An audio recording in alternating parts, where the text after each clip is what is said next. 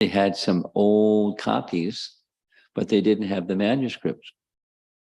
So they, without all the details, that one very kind devotee made it his project to help take the published version and convert it into a digital version.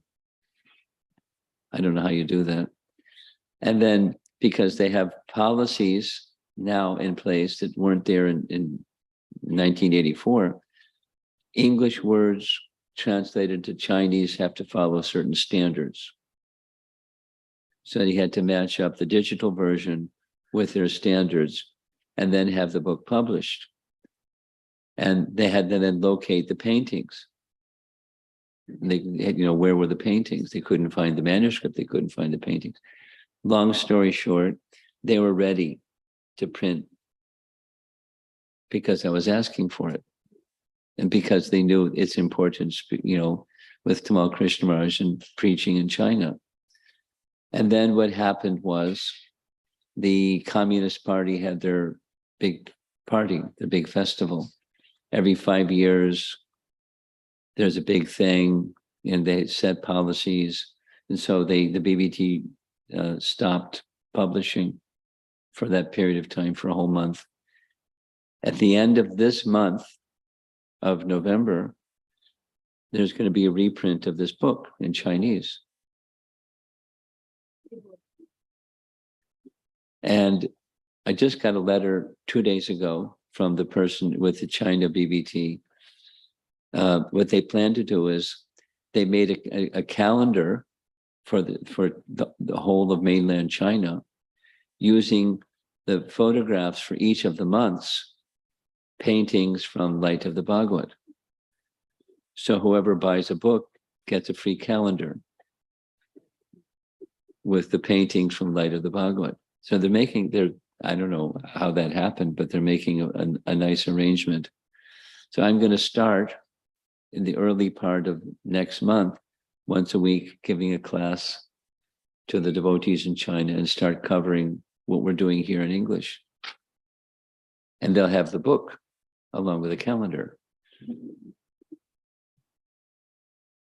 So the idea here is that the vision and the writing potency that Srila Prabhupada had is, can continue through the medium of book distribution and book publication.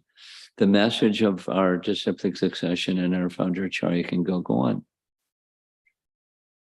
It's a very practical and very important method of bringing the light of the Bhagavat into the world. And our founder Acharya was gifted at doing that. So just that last part was just a little sharing, but may the light of the Bhagavat spread. Not just the book, but the principle. In this dark age of Kali, after Krishna's departed, things get darker and darker and darker. So where are people going to get light? And you'll see it. You listen carefully, and you'll hear Prabhupada's voice presenting the very same point to these educated people that are going to be attending the conference. He's putting, there's weight on them to understand the importance of the message of Srimad Bhagavatam and disseminating the message of the Srimad Bhagavatam. He's doing it, but he's appealing to them to also do it. Become learned in the light of the Bhagavat and disseminate the light of the Bhagavat to bring light into this dark age of Kali. From that little room in Vangsi Gopal temple. Powerful Acharya. Okay, so let's see if there's some discussion.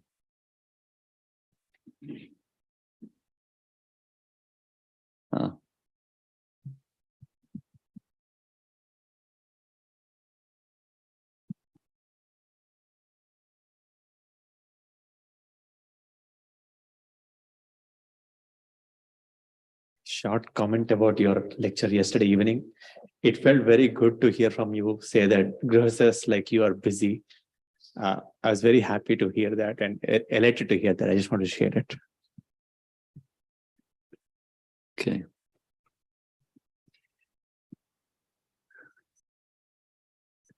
You'll hear in the course of the text, Srila Prabhupada is repeating that message again and again. I mean, he had the Shakti, he had the spiritual potency to say things that were like Mission Impossible for many people, but then lift people up so Mission Impossible becomes possible and people would do. And my hope is that by hearing this message beyond the room in which we're sitting, but people will hear the message and be uplifted and their lives can change.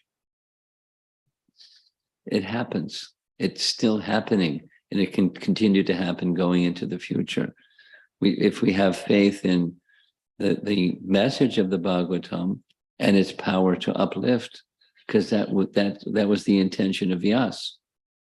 It was the intention of Narada to Vyas. And it has that potency.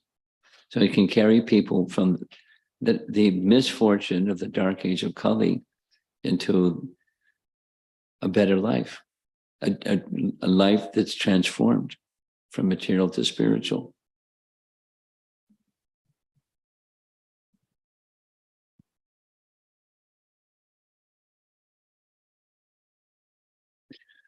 Prabhupada's mission is Lord Chaitanya's mission. Prabhupada's mission was Bhaktisiddhanta's mission, which was Lord Chaitanya's mission. And Lord Chaitanya's mission is meant to do like that. I mean, to transform the lives of unfortunate people to become fortunate, and not only fortunate, the topmost of fortune.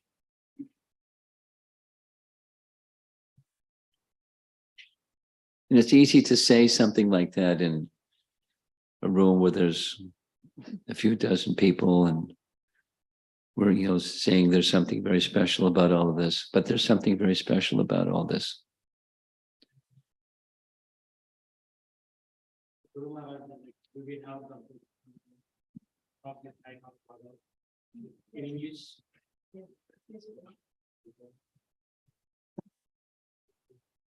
He wants to give you the microphone so people who are listening online can hear. Hare Krishna. So Guru Maharaj, you have given the reference to the Veda base soft copy. So I was just trying to check that. Do we have a hard copy of that book? I don't have the answer to that question. I was told that there are some in the library or the bookstore. I don't know, one or the other. There are copies. Okay. Now, my understanding is two things. BBT is out of stock. Yeah. They don't have a big demand for this book. So they're not planning to reprint it. There are copies available online in used books, eBay and other places. If when if the supply here runs out. But then there's the digital one. So if you want a hard copy, you better move quick. Yeah. Thank you very much. I will try to have one. Yeah.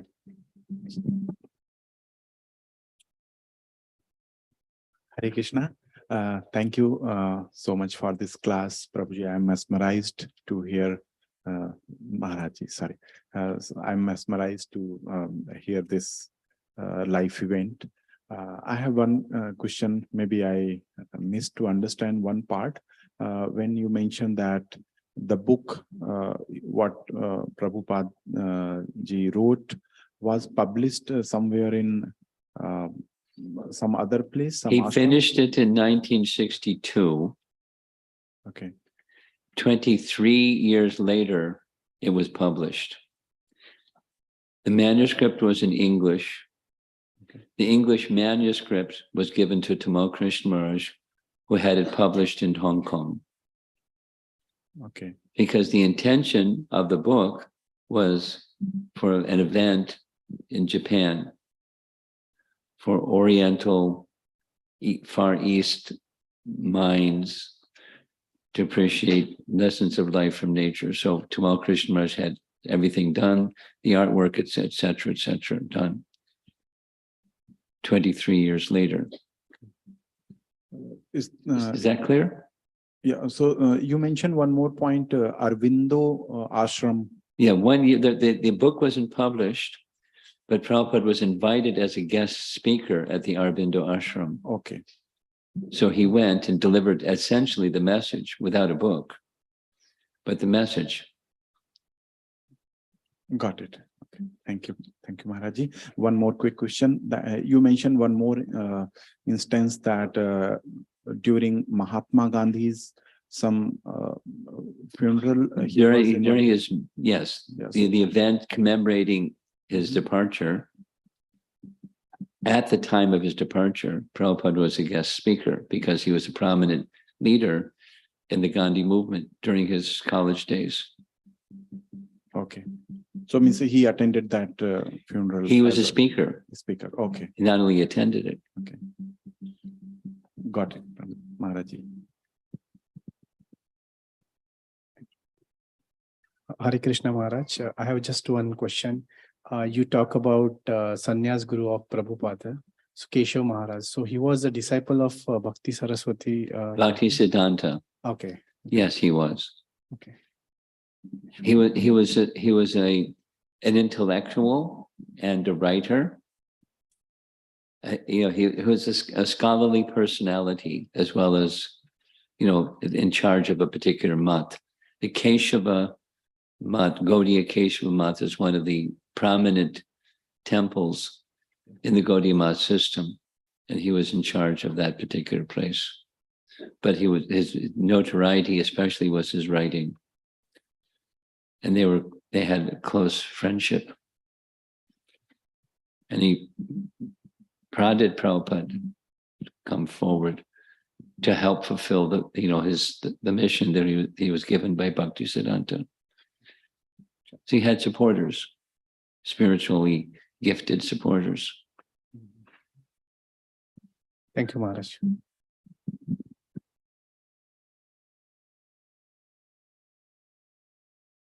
I'm going to mention one other thing. It's in one of the books about Prabhupada's life, but during the time of Jiva Goswami at the Radha Damodar temple is the place where he worshipped Radha Damodar. And Jiva Goswami was prolific. He wrote many things. And the manuscripts in Sanskrit for those books that he wrote were kept in a library at the Radha Damodar temple. Rupa Goswami, at the time of his departure, wanted his writings to be in Jiva Goswami's care. So all of the originals of Rupa Goswami's own handwriting and Jiva Goswami's handwriting were at the Radha Damodar temple. Many years later, there was a flood, and many of the books were damaged.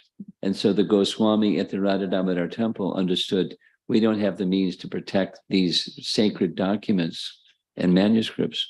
So another entity was given charge because they had the means of preserving very ancient and special manuscripts. What's it called? I always forget. Jiva Institute something. Vrindavan Research Institute. Have you heard of that place? It's like a library, and they have thousands and thousands and thousands and thousands of old manuscripts. Vrindavan Research Institute took charge. So this is during Prabhupada's time. The man who is in charge of the Vrindavan Research Institute had also developed some affection for Prabhupada. He was influencing people. So that man came to visit Prabhupada and in an interview said, Prabhupada one time told him, the other day, 3 sadhus came to visit me. He didn't say in a dream. 3 sadhus came to visit him, and he identified one was Rupa, the other was Sanatan, the other was Sarup Damodar. They visited him and encouraged him to continue with his work because it was so important. And the man was asking further questions, and Prabhupada then became silent and didn't want to share more. But the reason for Prabhupada to go to Radha Damodar temple instead of Vangshi Gopal temple was the auspiciousness of that place.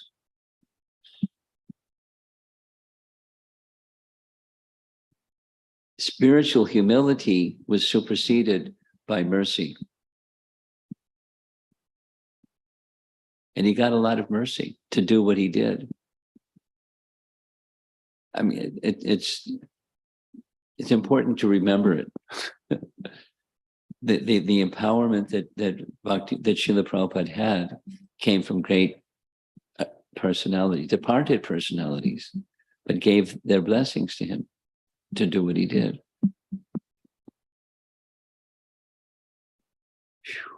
And how fortunate we are to be in the receiving end. And then what great responsibility we have on the receiving end to disseminate it. You know, so it's going to strike the hearts of different people in different ways. So we can be part of that chain of disciplic succession, receiving and disseminating. That's what our lives are meant for. Something else? Okay. Thank you very much. Srila Prabhupada ki jai.